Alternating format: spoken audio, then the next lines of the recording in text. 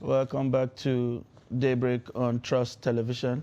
If you're just joining us, it's that segment where we take a quick look at what's happening on the covers of the Nationals daily this morning. We start as usual with the Daily Trust newspaper. Quite a number of activities on the cover there. If you have got a copy of the Daily Trust newspaper, and the major headline today is a bit of digression from political activities, even though it is not completely independent. We have here the kicker ahead of APC PDP primaries. Naira crashes further as aspirants mop up dollar. US dollar sells for $5.95 at black market as demand spikes, and experts predict dark days. BDC's operators blame politicians. You find that on the cover of the Daily Trust. Details you'll find on page 5. Below that major headline is the photograph of the 19th National Productivity Day celebration, which has featured there the president and the awardees. And you could find next to his right, it's the Minister of Labor and Productivity, the embattled Minister of Labor and Productivity, who still seemed to be consulting his constituency before he acts on the president's directive, apparently. You have the Senate President there, the Chief of Staff, Professor Gambari, and the recipient we could see from here, Mr. Jim Ovie, the chairman of the Zenith Bank Group, and then Alan Onyema, the chairman of Airpeace, among other dignitaries, on the cover of the Daily Trust. And right below the name marks, we have other stories. Nigeria can have heart attack.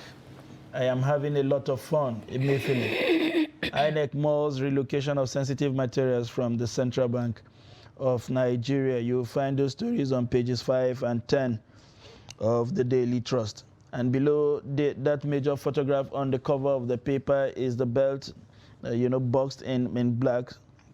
Sultan Tambuwal Kuka condemned killings of students accused of blasphemy. That unfortunate incident yesterday coming from Sokoto. We also have below that petrol agency counters marketers, says 58 billion paid in 6 months. This is responding to the allegations by the Petroleum Marketers Association, which says it is owed over 500 billion in the last 8 to 12 months. Kaduna councillor arrested with AK-47 near kidnappers' den. Amazing. Amazing. Bauchi Emir denies endorsing Oshibajo. That's another story you find on the cover, and the details of that story is on page 10 of the Daily Trust. Talk about the... Indeed, very, very interesting stories. With all this shout about things being difficult, the recession and all of that, you wonder where people get this much naira to begin to mop up, the dollar to the level where the dollar seems to be taking a spike. Are we trying to dollarize the Nigerian economy now? Because it's beginning to appear that the naira is becoming too bulky. You don't really. I don't know if you have access to it, but it's really scarce that you don't even get to see them. No, you don't. But I really don't know where these, politicians. Where every election cycle, they seem to be moving into the dollar. Maybe because you could have tons of it in your pocket when translated into naira. Yes, and people would not notice that you are going around with this amount of money. And touching at 595, I mean, before we get to the election, we may just be looking at 600 plus. That's massive. That's crazy, I wonder how people who genuinely need these dollars, to procure spare parts, of their small industries from abroad and all of that, will be able to cope when we have this humongous amount of money, in the hands of politicians who are not known for any business activity other than basically just seek re-election after every 4 years, renew their positions to continue to torment Nigerians, if you like, bringing down this kind of untold hardship on the Nigerian household. I don't know what else we can do as a country to stop this. And then the big story on Emefiele, after that directive in the morning, showing up at the presidential villa and being accosted by State House correspondents, and they said there had been a directive for all of you to resign. What do you think? And somewhere in his comment he says Nigerian could have a heart attack. I am having a lot of fun. Well, a lot of people, some would say he's playing coy with us. I don't know from this statement. And then INEC seems not to have so much confidence, and it's saying it's going to relocate sensitive materials from the CBN. The president of the central bank is supposed to be apolitical. You are supposed to not to identify, if you like, with any political party or any political movement, as the case may be. Your business is the economy. Your religion is the economy. Your political party is the economy. Your constituency is the economy. Anything outside that is an aberration. And to even be so associated, and it is difficult for you as the central bank governor to come out straight and say, I am not interested in this, to begin to bring the whole God factor into this conversation and saying, I am consulting, I am thinking about it. I mean, what would have been ideal is that if you even nurse this ambition at all, you should have taken a walk so that whatever you are doing does not have a negative lash on the central bank, because the governor of the central bank and the central bank are one and the same as far as Nigerians are concerned. But I mean, to go ahead and say Nigerians can have a heart attack, is that a statement, that is expected of somebody who holds such a high? Really not, I must say. We're not expecting to hear that. Remember Sunday, some weeks back when we were talking about, there were rumors in the news about his aspiration and all of that, and he was saying no, it was groups, that were pushing him, to come out and all of that. And to hear this coming from him, it's really strange, I must say. It is very strange. It is very strange. People have said one or two things about his visit yesterday, given that today it's a Friday, that instructions came out yesterday. And the party's instruction, the president's letter basically said they have until Monday. Some had situated the visit in two folds. One, he had probably gone there to thank the president for the opportunity, and probably today or somewhere within the weekend may come out openly to say, okay, in compliance with government directives, I have now decided to move on. Or he has showed up there to basically say, now I've thought about it, probably I've heard from the Almighty, and I am no longer interested. I will concentrate on my job as the central bank governor. Whichever one it is, the waiting game begins today. If we don't get anything today, obviously before the end of Monday, whether he's staying or moving on, we would get a definite confirmation. So much drama, happening all at the same time. So much. A lot of people are saying 2023 is going to be a serious game changer. It is. I hope for the best, basically. But the space is now riddled with so much characters, so much players.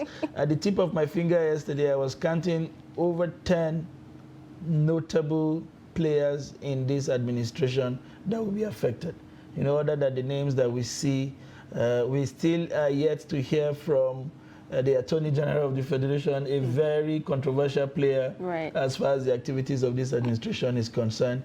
We still waiting for other players. I mean, the Minister of Labour is here posing quite gallantly with the president on the covers of the Daily Trust and perhaps many other dailies, as we may see as we move on with our review.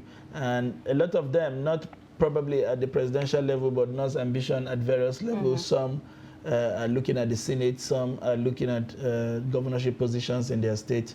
And then the head of agencies, perhaps they will start making up their mind from today, given that it will be the last official working day to be able to do anything. We know a number of them who have overtly or covertly coveted political positions in their states, wise, functioning, said head of agencies, ministries, and parastatals of government. So let us see how this drama continue to unfold. And then INEC was forced to respond to the question of how safe, how transparent the INEC sensitive materials would be in the votes of the of the central bank governor, given that he is an interested party. Truly. Well, they said they are considering alternative. I wonder what the alternative would be.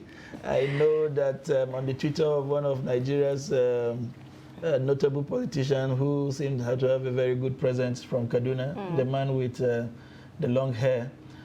He said INEC should consider moving the sensitive material to the votes of the imams and the pastors, maybe. Well, just maybe will that make them safe anyway? that is making a jest of this. But to cut, and then before we move on from the Daily Trust, the story of the Emir of Bauchi. It was rumored somewhere in the social media that upon the visit of the Vice President, the Emir, we can't confirm that independently in our reports, said something to the effect that if he wasn't an Emir, he would have been a promoter of the Yoshiba Just ticket, and that went quite viral, and he had to come out because, just as we were saying about the central bank governor, emirs are supposed to be apolitical. They are fathers to everyone. Right. Basically, people visit them just to get their royal blessings, and they are supposed to appear to be disposed to the candidature of just about everybody in the society. And he had to make that clear in an official statement coming from the Emir of Bauchi. So we have these and many more on the cover of the Daily Trust newspaper. Really very interesting stories. You know, Sunday, I cannot take my eyes off, this story about I know it's quite a very sensitive topic to talk about, but I'm really glad, the Sultan, Tambuwal and others, religious leaders are condemning that act. When I saw that video, it sent chill down my spine. I couldn't imagine, what went through the heads, of those students who actually committed that act. That's what you get with mob action. There is no thinking in mob actions. It starts, if there is nothing to break it, just about immediately the worst happens before the authorities are able to arrest the situation.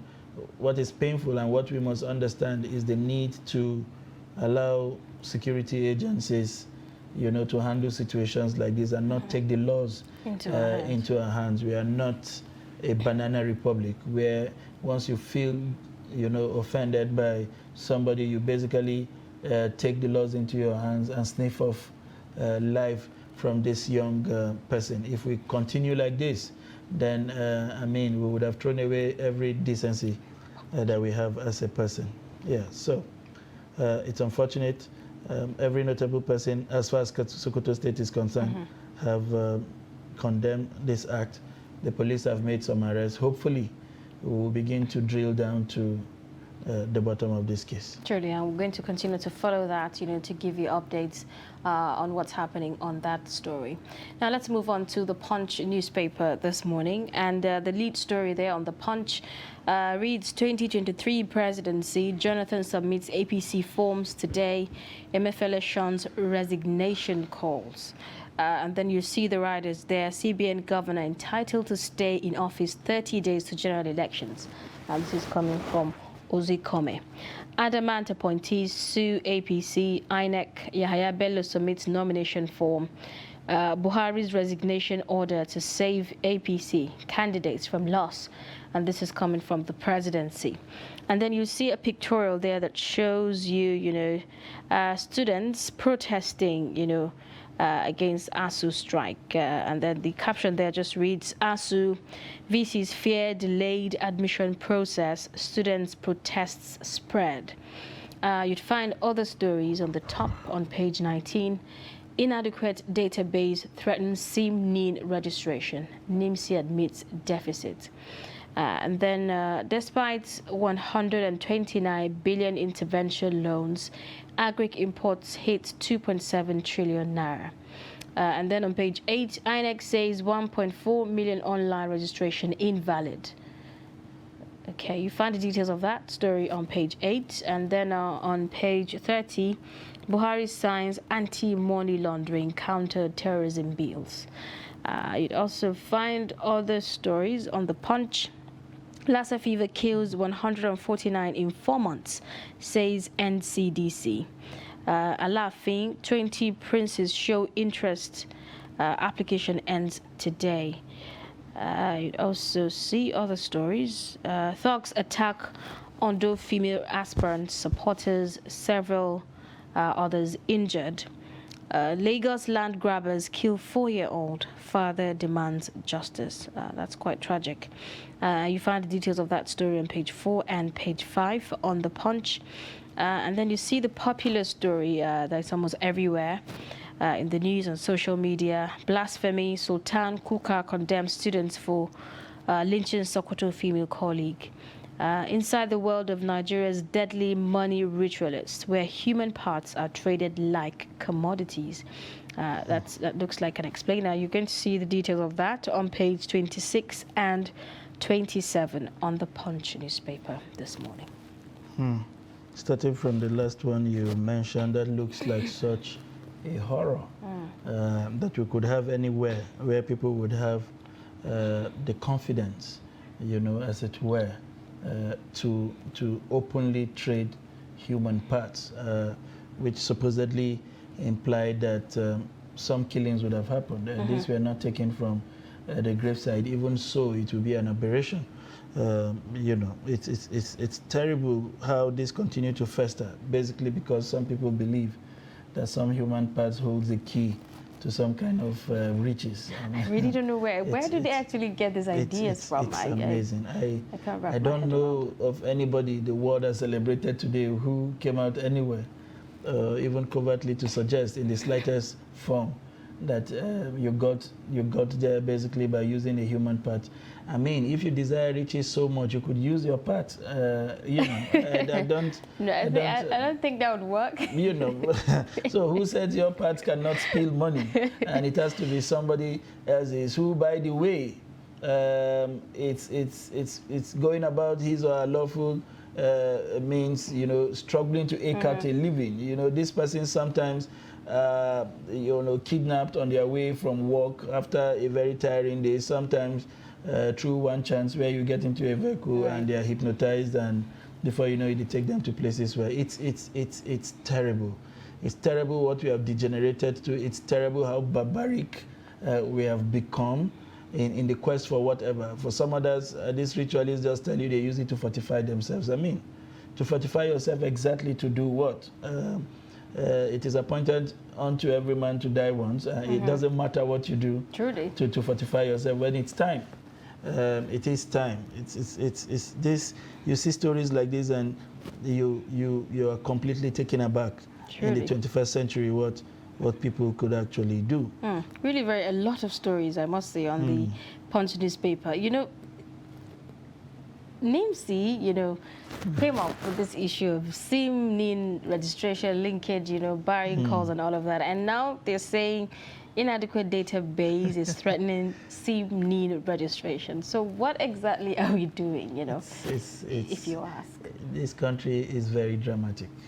On the one hand, people are being punished because they have not been able to link the SIM and the NIM. And the investigation suggests that it is not for want of trying, but you have people showing up in this place severally. I know in my own case that I had gone for a conference in Kano, and the linkages were even being done in public places, in coasters, by this telecom agency. I did a linkage in Kano, came back to Abuja, and got a message that I had not linked my phone. I did another one in Abuja and proceeded to Lagos and got to know that I still not linked my phone. It took about 4 trying to get my linked, because I didn't want to get to the situation where I am unable to receive or make calls, given the sensitivity of my work. So you can imagine what that means for somebody who probably stays in a rural place, who had to spend money to come down to this in just basically responding to a civil call, to do the needful from his meager income. And you come and do all of that process, and somehow, because of this kind of database problem, you are unable to have your NIM and your SIM linkages. And when it was the deadline, the same government whose infrastructure was inadequate to enable these linkages barred you from collecting calls, and now come out in this manner to admit that they have a deposit in database. You know what you're expecting. Every single linkages take up some space in your database. You know how much phone lines there exist. You know how much data you were supposed to capture. You know how much data space you already have.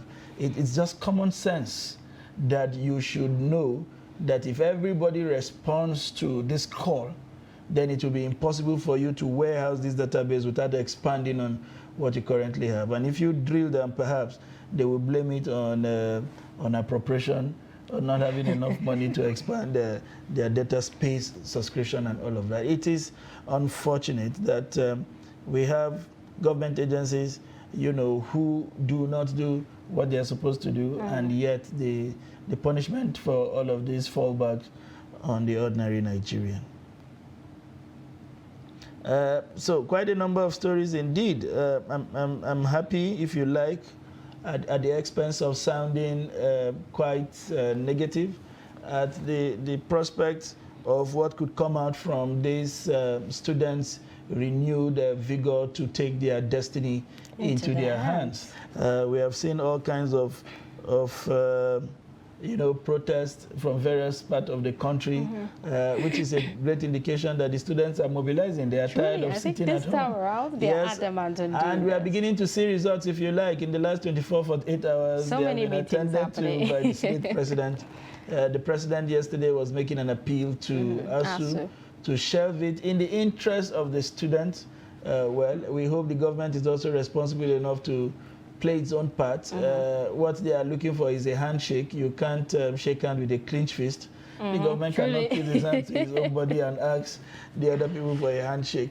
We hope that this is done in an orderly manner. So far, so good. We have not heard of any kind of group, taking this protest the wrong way. I think they have decided to engage at the level where people who should listen to them would listen, and more so that these politicians want to move around this political season unhindered. So it is in their own interest, in the overall interest of the country, that this ASU problem is resolved once and for all. Well, let's take a look at other papers this morning. Yeah. So moving on to other papers this morning, we have, we have the Nation newspaper. And as usual, the Emefiele story, it's everywhere on the covers. On the Nation newspaper is the major one. Emefiele meets Buhari as SGF clarify quits order. CBN governor, I am having fun. Appointees sue APC and INEC. Basically, it appears people are still not comfortable with this whole directive thing and want some kind of interpretation from INEC. You'll find that on the major cover of the Nation newspaper, and below that major headline is one of the major front runners of the APC, Bola Ahmed Tinubu, there talking to delegates from Kaduna State with a snippet of his photograph with the Kaduna State Governor Nasru El-Rufai, where the governor, we understand, pledged support to his candidature, and we understand it was a swell time yesterday. What we don't know is how he got to Kaduna, because we know the airspace is, these guys have private jets. They can hop into anywhere, innit? We have directly below those stories, El-Rufai Kaduna delegate pledged support for Tinubu. And to the left, we have the African Finance Corporation backs African economy with $2 billion facility. Yesterday, they were rising from an infrastructure conference, and it's good to get this kind of commitments in support of the African continent, because it does appear that we are taking a very serious hit from the aftermath of the pandemic, the global pandemic shutdown. And above the name marks, we have protesting students block highways, ASU adamant after talk. And next we have Tambuwal Sultan condemned lynching of female student. Retirement of justice depletes Supreme Court. Expect flooding nationwide. Agency alerts Nigeria. I'm sure that will be coming from NIMET. And the strip below, you find federal government launches mobile app to tackle insecurity. Council held with AK-47. Amazing. The AK-47 story is also on the cover of the Daily Trust. And I was wondering when I first saw it, I said, is this an AK-47 for self-defense? Or I think I saw more details on the Daily Trust newspaper. I think I saw something like in kidnappers' den, close to kidnappers' den. It's difficult to explain how much we have degenerated. You want the details of that story, you may have to pick up the papers. Apparently, he may be either conniving with the kidnappers or probably had procured the AK-47 for a different reason, for protections. You will get that details when you pick up a copy of the paper. And just next to it, the story on the Nation newspaper says, yes. I don't understand. I don't know how we're going to do this. I don't understand. A mobile app. I hope it brings some kind of security to everyone. If the mobile app is basically supposed to just alert the police, then it will take one thing to alert them and the other for them to respond and show up at the scene, also prepared, to counter these kind of things. I don't know how that would work. I hope, without sounding very pessimistic, that there is some area of hope in the mobile app. Look at that pictorial there, Sunday. Seems Tinubu is gathering quite a number of delegates, quite a number of followers. This is some significant showing in Kaduna. I mean, to get this number of people united in a hall, listening to him quite rapidly, make his point and advance his ambition to become the #1 person is interesting. I hope we don't get surprised. Remember, he said he can see a ray of hope. He's going to, grab the primaries. I don't know if this is like a tip-off that we're seeing to that. Politicians and what they could be, if you listen to 10 of them, they will give you the impression that all is well. I hope that somehow, as Nigerians, we can see through some of these promises that are made, not exactly because they are fake, but to be able to interrogate the issues really and find for ourselves fitting leaders that will enable us find, to be able to put a round peg in a round hole, rather than get people who are unable to serve that purpose. And the Supreme Court is crying here that the retirement of justices has depleted the Supreme Court. Apparently, more and more of the people at that level are moving on. And yesterday we saw in the news that Justice Odili had also retired. Some of the finest brains in the Supreme Court, are leaving. Apparently, it's time to elevate more people to that place. And it's quite sad we don't have a number of them. Yes, even with the numbers we have, it is taking forever to have some cases disposed with because the numbers are not adequate. Right. To now have people, retire from that number would mean there is an urgent need, a very urgent need, if you like, to fill up this gap. Well, that is that on our first newspaper review for this segment. Now let's take a look at our daily hustle, where we show you how Nigerians are striving on a daily basis. But in a situation where you find that look at the not necessarily tribal or regional. I have said that